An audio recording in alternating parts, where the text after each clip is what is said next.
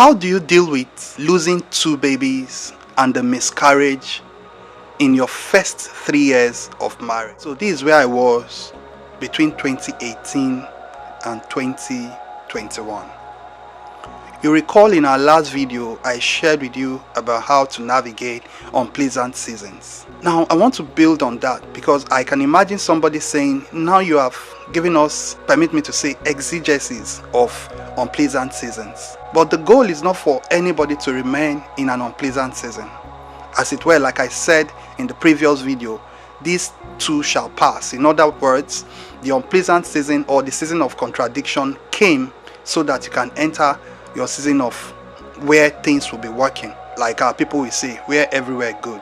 Now that was my experience, right? Unpleasant season, that was how we started the marriage. It's not always like that for everybody, but if you are in a place where things are not working, maybe yours is finance, maybe yours is your business, maybe yours is your career, yours is your family life, whatever it is, if you find yourself in a season of contradiction, that's what I generally call it, where you might be doing everything right, yet you are not getting the desired results. Or maybe due to sheer ignorance, you are not doing things the way they ought to be done. And that's why this video comes handy, because today's conversation is going to be, how do I change unpleasant seasons? In other words, now I find myself in a place that is not palatable, that is not favorable, and things cannot remain this way. For instance, in our case, first year, miscarriage, second year, stillbirth, third year, our baby was put in NICU and we lost him eventually. We can't continue like this. Things needed to change. Now, what did we do? When we saw that there was a pattern of losing our baby, the first thing we did was to change our environment. You know, when I talk about changing your environment, it's something I must admit that it's not easy to change your environment, because in our case, it came handy because we practically moved from the north to the west. With every birth is expenses and other family life expenses that was also sapping our finances. So we were not in a good place financially, but for us, what was even more hurting was the fact that we were losing our seed. And so when the opportunity for us came to relocate or to move, we moved. So we changed our environment. And part of changing our environment also include, we changed the church, our local assembly. God blessed us with a good church where we had a very responsive, system. The pastorate were very kind in terms of intervention and counseling, and it helped a great deal, because I told you that, my wife was dealing with postpartum and some trauma that birthed fear, so just having an opportunity to counsel with the pastorate, it helped her alleviate all those fear. And of course, we got a very good doctor. So what is it that you are experiencing right now? If you are in an environment where things are not working, I used to say this, you cannot be complaining that things are not working, that people are not treating you right in your relationship, and you remain there. You are not a tree. Move. You see, the goal of association is bliss. And if you find yourself in any association that does not offer you bliss, comfort, satisfaction, you don't need to endure it. Most especially if you are even courting or you are dating, as it were. You don't need to endure any relationship leading to marriage. And even if you're married, you don't need to endure the marriage per se. You need to work towards enjoying it. And that's why some of the things we will share will help you regardless of where you find yourself. The goal is unpleasant situation, season of contradiction should change.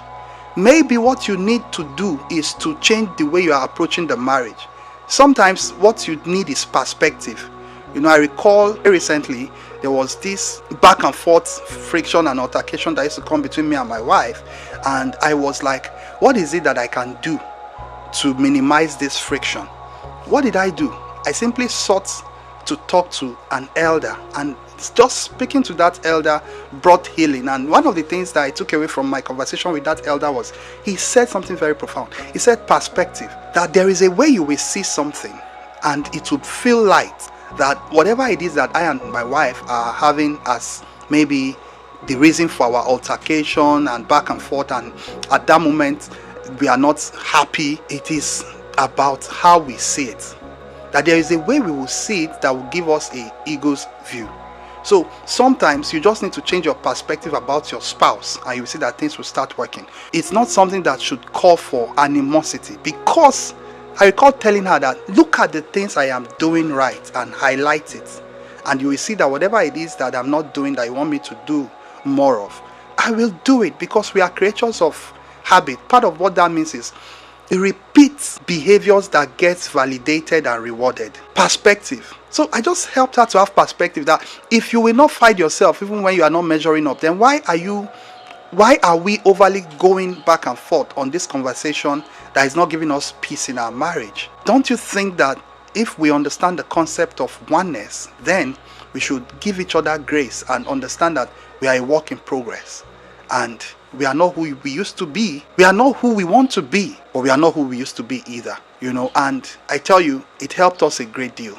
So I'm just speaking to the fact that sometimes you just have to change your approach to even how you are managing that relationship if you find yourself not enjoying it. But I must say this: if you are in a place where things are not working, the first thing you need to do is to take responsibility and to take action. You need to take action, right?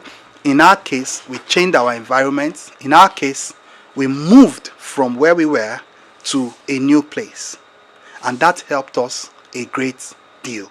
Maybe you find yourself in a place where finances are not working.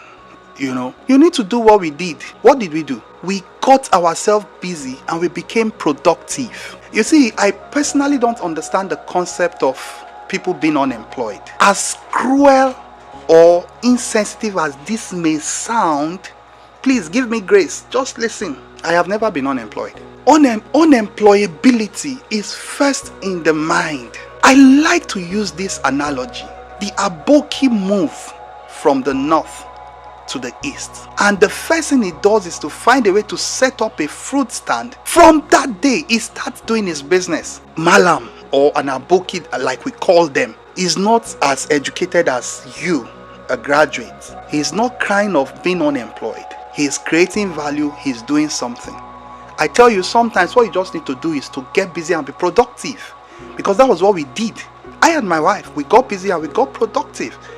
And so whilst we were trusting God that the childbirth and child loss that we were experiencing, as it were, we were trusting God to have our babies, we were also working.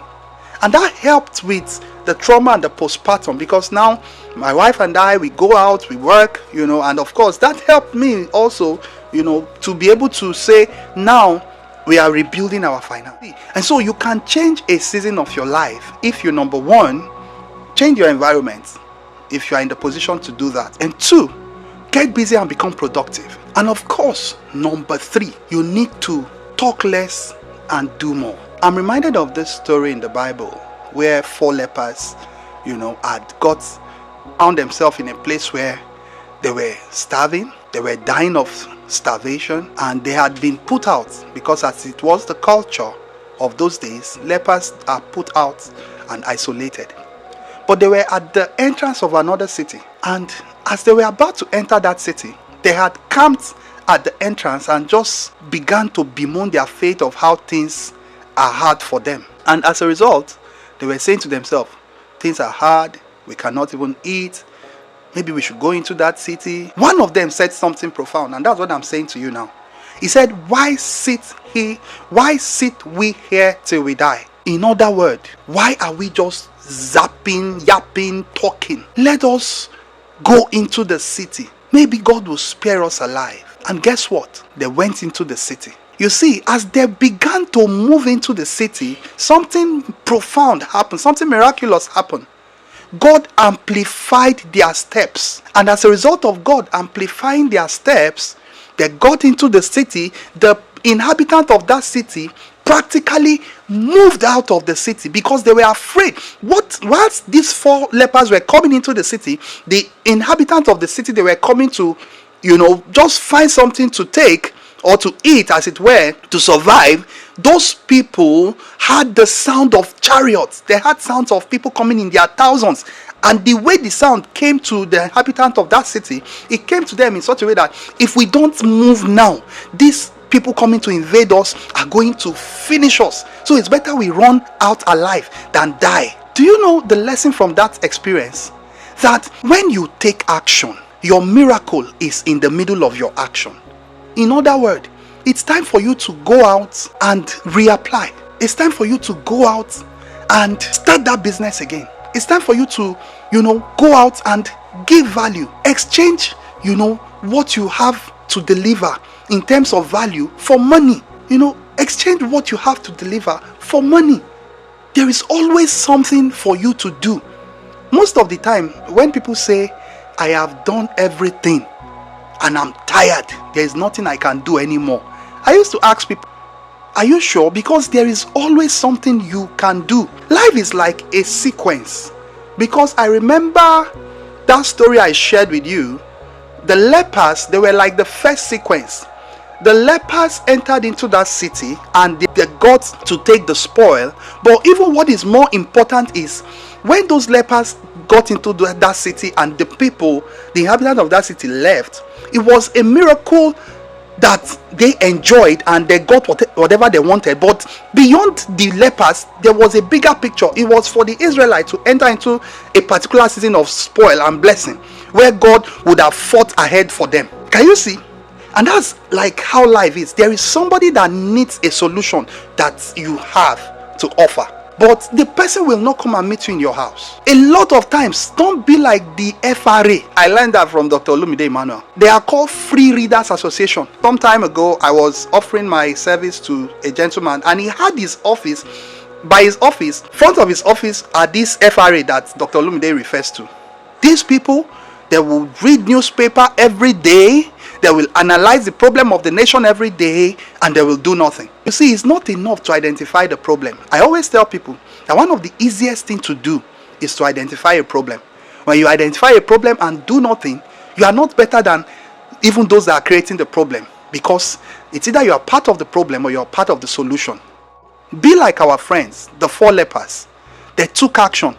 They said, why sit we here till we die? Let's go in if we perish. And I tell you, that's sometimes what life requires. Life just requires a little push, a little more push. How hungry are you for that success? How hungry are you for that result? How hungry are you to make things work? Don't forget, I told you how there was a time when there was a back and forth altercation between me and my wife, which if you're a very progressive relationship and couple, you will have moments where the both of you will just feel like we can be more. And when couples that live an aware life, a conscious life, I tell you, they will hold each other to high standard. And so when we were in that season when my wife was holding me to high standard, I didn't sit down in my house and say this is the solution. I stepped out. I went out. I sought counsel of an elder, someone that has more experience than me. You see this thing called marriage, we will never master it. We are always students in it. I tell you the truth. Where do you find yourself right now? An unpalatable situation? You can change it. You see, a time of lack is a preparation for a time of abundance. And a time of abundance is also going to lead you to a time of lack. But wise people know how to bridge the gap. My next point is speaking to you must move in silence. Sometimes our greatest challenge about changing season is our mouth. It is an upgrade on my previous point. Sometimes you just talk too much. You see that thing called status. Every time do you know the funny thing?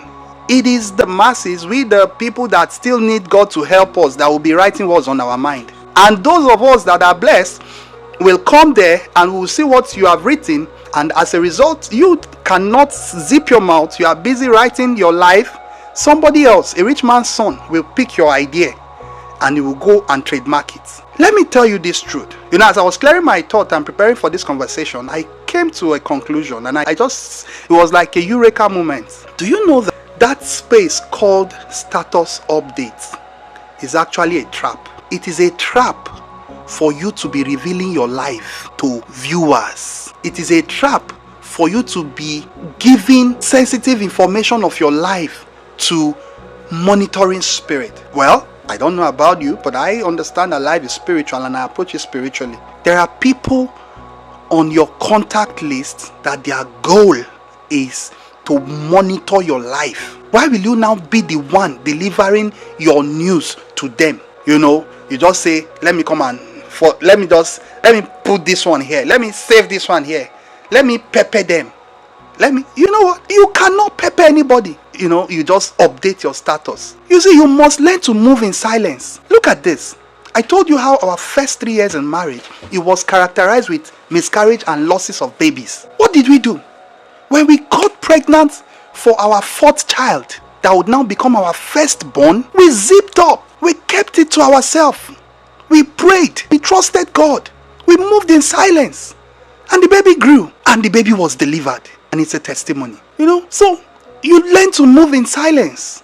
You cannot afford to just be telling everybody the progress that is happening in your life, posting everything about your life on social media, and the monitoring spirits are taking notes. Anyway, let me say this. When I talk about how I moved in silence, this is what worked for me. I don't know about you. For some people, it works for them to go public about every moment in their life. But as a principle, it's always advisable you learn to move in silence. Because there is something about silence. The Bible said that even a foolish man, if he shuts his mouth, he will be considered wise. He will be counted wise. So don't just go about talking about, the little blessing God is bringing into your life. And I must tell you this, because I'm an extrovert, I have fallen for this. And that's why if you have been a victim where you have said some things prematurely, you see, it's not like all hopes is lost and you are beyond redemption. Because the truth is, when we know better, we do better. So I encourage you to minimize how you speak, because sometimes it is what you say that people will use to track you. And that's another thing now that would now lead me to, if you want to change a season from an unpleasant one to a pleasant one, you need to also practice what I call withdrawing into a secret place. Be like the eagle. You see, the eagle, there is a season of the eagle's life that is called the eagle's painful rebirth. How that the eagle goes far into the sky and finds a place to stay, where he's going to practically use his beak to pick out all his feathers and go and practically birth new one. It's sort of an isolation season. It's like a stealth mode. If you know the founder of Uber, Kelvin, the guy has been in stealth mode for the past 7 years. Do you know what he's building? He just came out anyway, and when he came out, he shared with us that he's building the Uber of food industry. That the same way he revolutionized the transport sector, he's going to revolutionize the food industry. But he's been building in private. What are you building in private? Isolate yourself, sort of. Be given to fasting, be given to prayer. Clear your thoughts. Minimize your appetite for fun and leisure. If you're the outgoing type, this is not the time to be going out. You want to change an unpleasant season to a pleasant season. You want to end being broke. You want to end, a situation where maybe you are experiencing loss or things are not working for you. I don't know where you are, but whatever you consider unpleasant that you want to change to pleasant, life is all about the man in front of the mirror. The buck will always be with you. Reduce your appetite. That's another point I would add. That sometimes our appetite for entertainment is just way too much. You are the one that watch season film. You are the one that is on social media 2-4. Sometimes you even need to do a social media fast. Do you know the funny thing?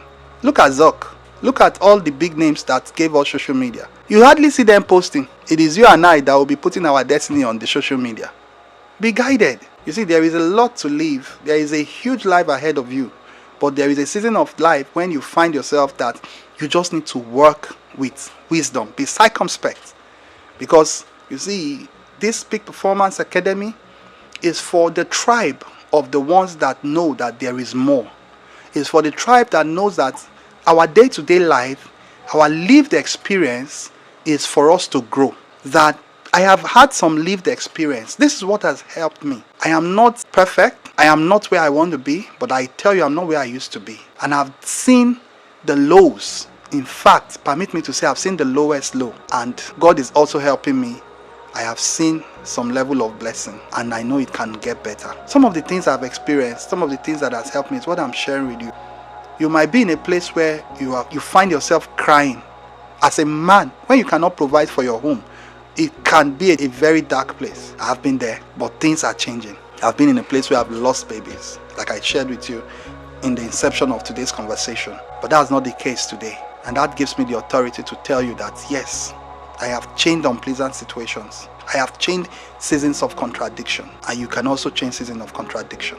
In closing, have a ritual that empowers you. Create a study ritual. Let me put it that way. Have some non-negotiable for your day-to-day life. I remember for me then, my study ritual was The Science of Getting Rich and Feeling is the Secret. So The Science of Getting Rich is by Wallace D. Wattles and Feeling is the Secret is by Neville Goddard. And so these two materials helped me to conquer that season of life. What you are hearing is programming you to become somebody. And most of the time, when you are not hearing something that empowers you, you'll be hearing your environment. You're created for peak performance. I remain Michael Ogunshola, saying go for it. Many thanks.